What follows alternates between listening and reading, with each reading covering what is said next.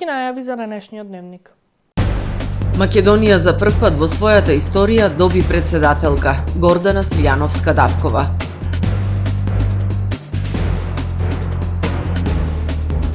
ВМРО ДПМНЕ се враќа на власт. Историски тежок пораз за СДСМ. Дуи оди во опозиција. Под мотото да живее хуманоста, Црвен крст Охрид го одбележува Светскиот ден на Црвениот крст и Црвената полумесечина.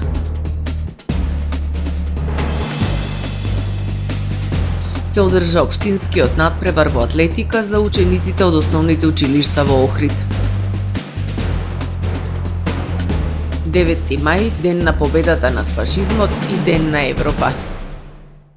Ова беа само најавите за она што ќе го гледате во дневникот на ТВМ, кој започнува повременската прогноза. Останете со нас. Трпе Инвест ви донесува метео на ТВМ.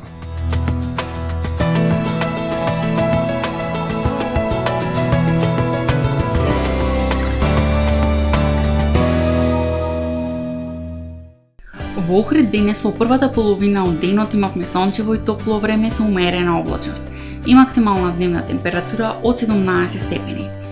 Во попладневните и вечерните часови услови за нестабилно време со врнежи од дожд и грмотевици.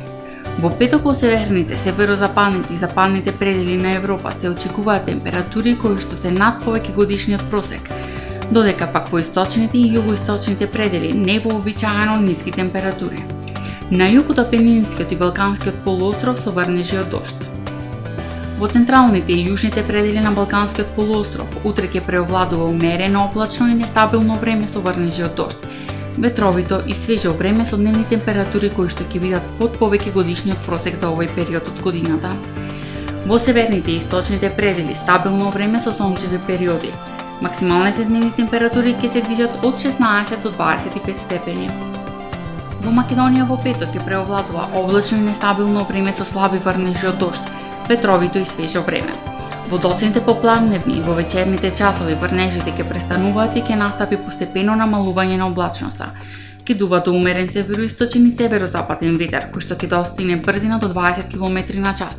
Минималните температури ќе се движат во интервал од 6 до 14 степени, додека пак максималните дневни температури во Македонија утре ќе достигнат од 11 до 22 степени. Во Охрид во петок ќе преовладува облачно и нестабилно време со слаби врнежи од дожд. Минималната температура од 10 степени, додека пак дневната ќе достигне до 16 степени. Во Охрид во сабота и недела ќе преовладува претежно сончево и потопло време со појава на локална облачност. Утринската температура од 6 степени, додека пак дневната ќе достигне до 19, односно до 20 степени. Во понеделник ќе преовладува умерено облачно време со сончеви периоди. Минималната температура од 8 степени, додека пак дневната ќе достигне до 21 степен.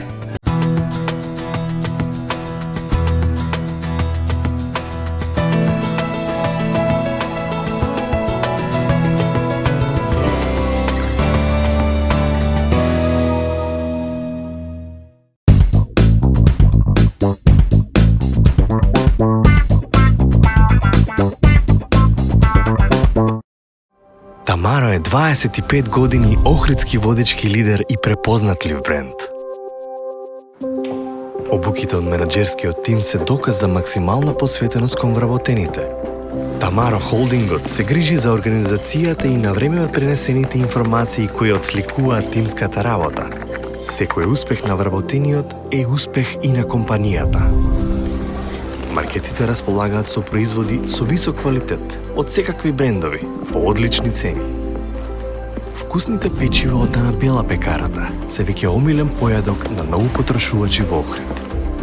Анабела кујната услужува голем број на потрошувачи и компании.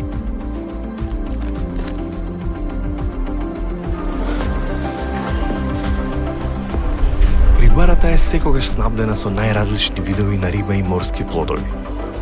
А месарниците располагаат со свежо месо и местни производи во секое време. Уживајте во својот охридски домаќин. Тамаро, повеќе од маркет.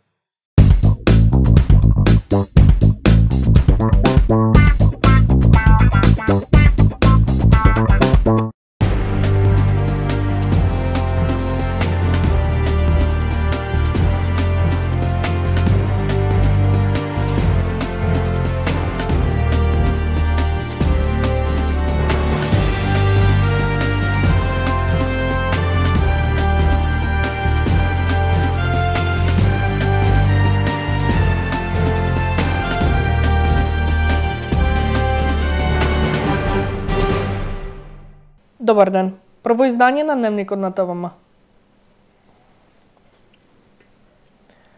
Македонија за прв пат во својата историја доби председателка.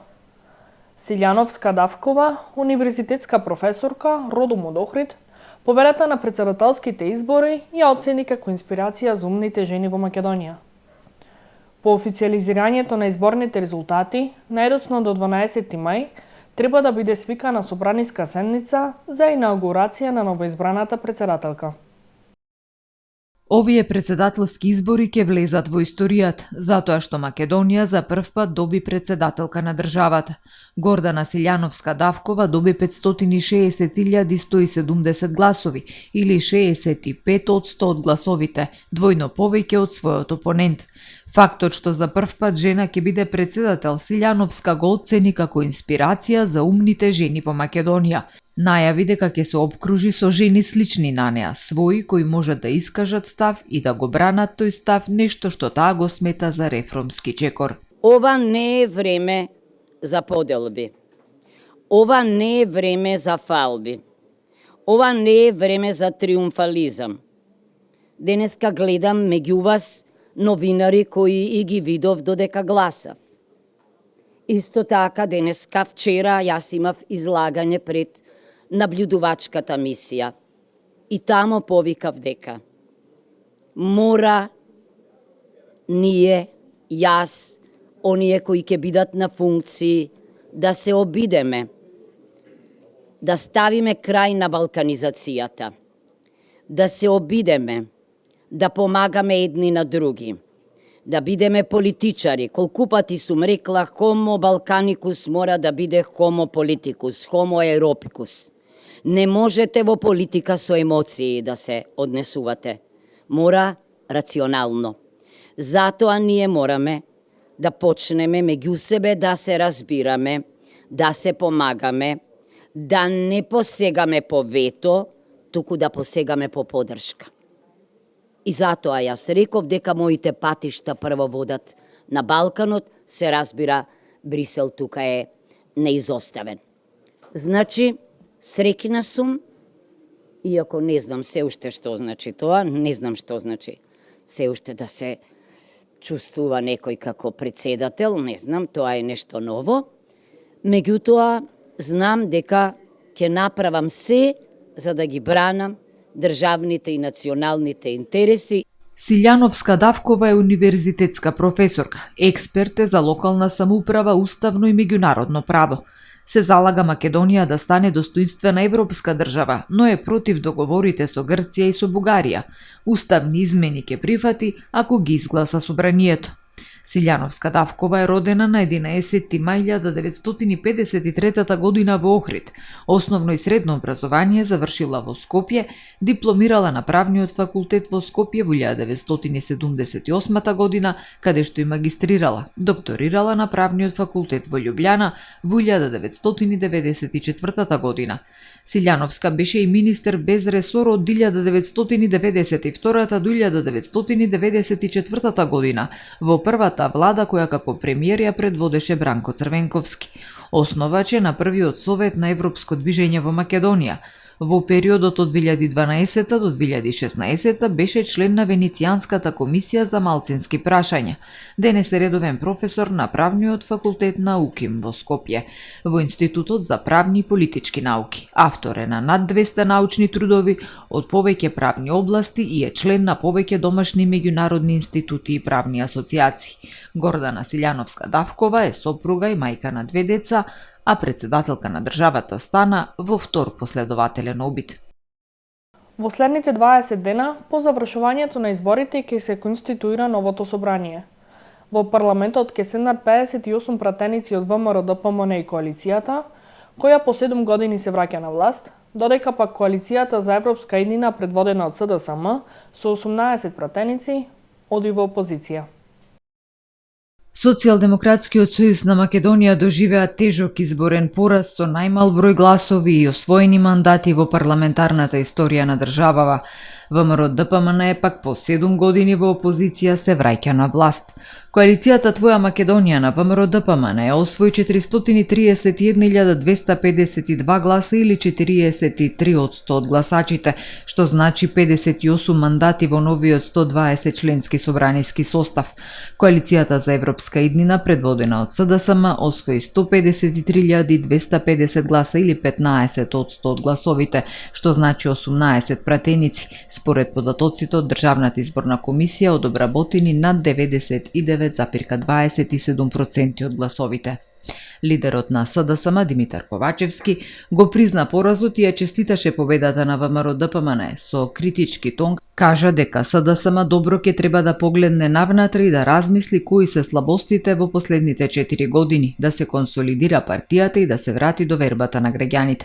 Кажа дека резултатот за неговата партија е разочарувачки. На СДСМ му е зададен тежок удар. Не само од граѓаните, туку и од симпатизерите и поддржувачите на партијата.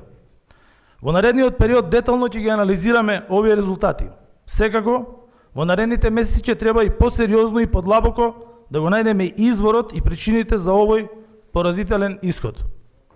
Не сакам да носам избрзани заклучоци и не сакам да посочувам виновници. И јас и партиското раководство имаме одговорност и сите именувани и избрани функционери имаат одговорност, вклучително и сите партиски функционери на локално и на централно ниво. Лидерот на ВМРО ДПМН пак Христијан Мицковски од говорницата во Белата палата објави како што рече историска победа на народот. Додаде дека посебно задоволство на победата давало тоа што народот го порази бојкотот на ДУИ. Криминалот, корупцијата, неспособноста, лажните вредности кои ги застапуваа, одземената држава, тендерите, непотизмот и уште стотина други последици кои направија државата да страда, а народот да е разочаран. Вечерва конечно се поразени. Поразени се и предавствата, поделбите. Тие стотина луѓе од Демократската унија за интеграција и СДСМ, кои мислеа дека се господари на нашите животи. Нив денес ги боли главата, има и зошто. Ќе одговараат до последниот. Секој кој направил криминал и спровел корупција мора да има одговорност која што ќе се темели на правда и закони. Мицковски вети влада во најкосможен рок, а резултатите од нивната работа граѓаните ќе ги виделе уште во првите 100 дена од мандатот и најави инвестициски бум за македонската економија.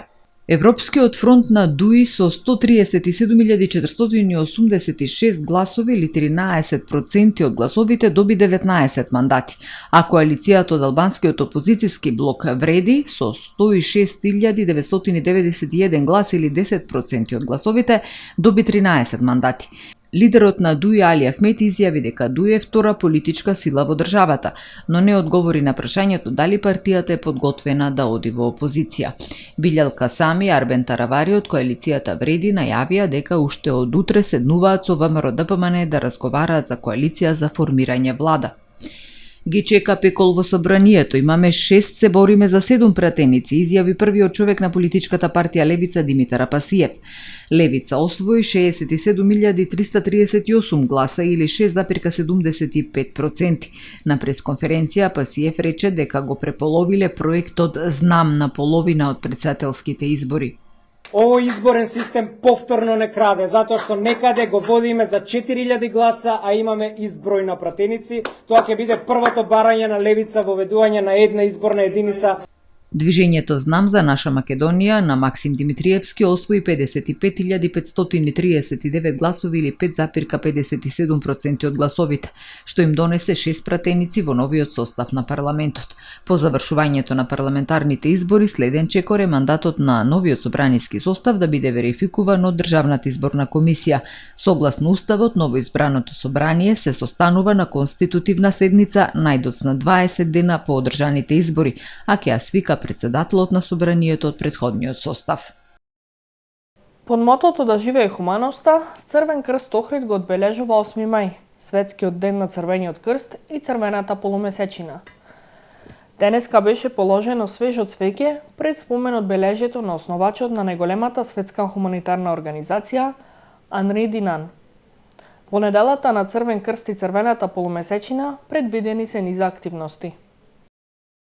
Со положување свежо цвеќе на спомен бистата на големиот хуманист Анри Динан, денеска Охридскиот Црвен крст оддаде почит кон основоположникот на најголемата хуманитарна организација во светот. Неговиот роден ден 8 мај се одбележува како Светски ден на Црвениот крст и на Црвената полумесечина. Над 190 национални организации во светот со огромна армија волонтери оваа година прославуваат под мотото да живее хуманоста. Мисијата на Црвениот крст е да го зачуваме достоинството и почита на граѓаните, да го заштитиме нивното здравје, да промовираме здрави стилови на живот, да ги заштитиме од несреќи, да ги едуцираме младите и сите граѓани во мирнодопски временски услови за да можат да се снајдат за време на катастрофи. И сметам дека во сите, буквално во сите сегменти од општественото живење, ние сме партнер со владата, односно со тие кои што раководат со државата. Во моментов во Црвен крст Охрид има 400 активни волонтери, додека бројката на членови е далеку поголема. Охридскиот Црвен крст меѓу 33 општински организации во државава е еден од најдобрите, најорганизираните и најуспешните. Подпредседателката Весна Терзиевска ја открива тајната за нивниот успех. Тајната се волонтерите, членството, нормално и раководството кое што е отворено за сите промени, за сите идеи кои што доаѓаат од самите волонтери. Буквално, значи сите идеи се добредојдени, се она што оди во прилог на помош на нашите сограѓани, ние сме тука тоа да го слушнеме, да се организираме, така да мислам дека чекорот кој што го фаќаме со промените и прилагодувањето на потребите на граѓаните во Охрид е тајната на успешноста на Црвен крст Охрид. Нормално дека тука се најсилна алка волонтерите, бидејќи Црвен крст е организација на волонтери. Од 8 до 15 мај се одбележува неделата на Црвениот крст и Црвената полумесечина, во чии рамки се предвидени неколку активности. Па така, во понеделник на 13 мај ќе се одржи дисеминацијска сесија со дечиња од едукативната програма Полетарче во Црвен крст Охрид, а предвидена е и крводарителска акција која ќе се одржи на 21 мај од 10 до 14 часот во просториите на Факултетот за туризам и угостителство Охрид, наменета за студенти и за сите граѓани. Денес во Охрид се одржа општинскиот надпревар во атлетика за учениците од основните училишта во градов. Организатор на надпреварувањето е Сојузот на училишен спорт под подкровителство на локалната самоуправа. На надпреварот зедеа учество ученици од 6 до 9 одделение од сите основни училишта во општината, а најдобрите ќе бидат дел од државниот надпревар во атлетика кој ќе се одржи во сабота на 11 мај во Охрид во организација на Федерацијата на училишен спорт. На државниот надпревар ќе земат учество и најдобрите учесници од општинскиот надпревар во атлетика за средните училишта, кој се одржа во текот на претходниот период. На најдобрите учесници на денешниот надпревар наградите им ги додели заменик градоначалникот на Охрид Перчо Пожиновски. Јавното предпријатие Водовод Охрид ги известува граѓаните дека по извршените дополнителни анализи на водата за пиење од страна на јавната здравствена установа Центар за јавно здравје Охрид и добиените резултати, водата од градскиот водовод во и околу мерно место Студентски дом Никола Карев и населба Охридати е исправна за пиење. Водата во и околу овие мерни места беше контаминирана при санирање на дефект пред 6 дена. Уште една сервисна информација.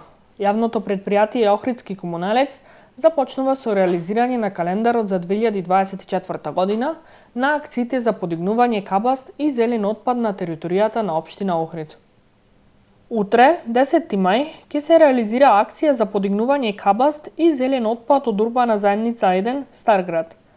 Јавното предпријатие Охридски комуналец ги известува граѓаните кои живеат во споменатите делови од градот, доколку имаат ваков отпад, уредно да го депонираат најдоцна до 7 часот на 10 мај и претходно локацијата да ја пријават на дежурниот телефон 075 495 428, кој функционира секој ден во неделата од 7 до 21 часот.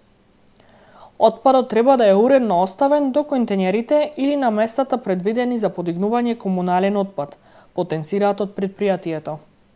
Секторот за внатрешни работи Охрид ги известува граѓаните на Охрид дека утре, 10 мај, во периодот од 10 до 12 часот, во водите на Охридското езеро во близина на Центарот за обука на вода во Охрид, припадниците на баталионот на специјалните сили на армијата на Македонија ќе реализираат показна вежба препад на пловен објект. За време на вежбата ќе бидат употребени артифиции, средства за звучни ефекти и друга опрема што ја користи армијата, информираат од СБР Охрид. Во продолжение да ги погледнеме и вестите од светот. 9 мај, Европа ја слави годишнината од Шумановата декларација како победа над фашизмот, која го даде првиот поттик на она што доведе до создавањето на денешната Европска унија. Со потпишувањето на безусловна капитулација на нацистичка Германија на 9 мај 1945 година, беше ставен крај на Втората светска војна. Војната однесе над 50 милиони човечки животи, од кои повеќе од 30 милиони беа цивили. Во нацистичките логори беа убиени околу 12,5 милиони луѓе, од нив 6 милиони евреи. На далечниот исток, војната заврши на 2 септември 1945 година, кога Јапонија капитулираше по бомбардирањето на Хирошима и Нагасаки со атомската бомба. Војни паради по повод денот на победата се одржуваат во 28 градови во Русија. Традиционално, најголемата воена парада е онаа на Црвениот плоштад во главниот град Москва. Таму се очекува да учествуваат повеќе од 9000 луѓе и 75 воени единици со борбена опрема, како и авиација. Војната парада во Москва се одржува само 2 дена откако рускиот претседател Владимир Путин положи заклетва за 5ти мандат. Децата помлади од 8 години, придружувани од возрастен, ќе можат бесплатно да гледаат борби со бикови во Севиља, а групите за заштита на животните предупредуваат дека тоа може да предизвика психолошка штета. Борбите со бикови се критикувани подолго време, додека милиони граѓани потпишаа петиција за нивна забрана. Пред неколку дена, Шпанското министерство за култура ја укина националната награда за борба со бикови поради загриженост за животните, што најде на осуда од љубителите на овој вид забава кои ги гледаат борбите како уметничка форма и дел од националниот идентитет. Андалусија, автономна јужна провинција со главен град Севиља, им дозволува на децата да влезат во арената без ограничувања. 21 годишната шведска климатска активистка Грета Тунберг била казнета поради протести во Стокхолм и судот ја наредил да плати казна од 6000 шведски круни или 512 евра. Таа е обвинета дека ги игнорирала полициските наредби да ги напушти двата протести пред шведскиот парламент во март, на кои се повикуваше на акција за климатските промени. Во март, Тунберг учествувала во серија повеќедневни протести кои вклучиле неколку блокади на главниот влез на зградата на шведскиот парламент. На 12 и 14 март полицијата ја отстранила од местото на настанот, откако таа одбила да го напушти теренот. Шведските судови веќе 2 пати ја казниле Тунберг поради граѓанска непослушност за време на протести за климата. Јапонија ќе додаде китови со големи перки на својата листа на комерцијални видови китови, изјави во четвртокот владиниот портпарол Јошимаса Хајаши, 5 години откако го напушти меѓународното тело кое го регулира комерцијалниот лов на морски цицачи. Јапонија го продолжи комерцијалното ловење китови во низините територијални води и ексклузивни економски зони во 2019 година, по повлекувањето од Меѓународната комисија за китови. Обединетите нации изгразија загриженост откако биле пријавени неколку десетици случаи на колера во Кенија, која е погодена од поплавите. Според Светската здравствена организација, 44 случаи на колера има во една од најпогодените области од поплавите, во областа на реката Тана во источна Кенија. Колерата е акутна цревна инфекција која се шири преку контаминирана храна и вода и предизвикува тешка диареја, повраќање и грчеви во мускулите. Оваа болест е особено опасна за малите деца. Според последните официјални податоци, во поплавите во Кенија загинали 238 лица, додека повеќе од 200.000 луѓе останале без покрив на главата. Почитувани гледачи, ова е се во првиот дневник на ТВМ. Ви благодарам за вниманието со кое не следевте. Пријатно!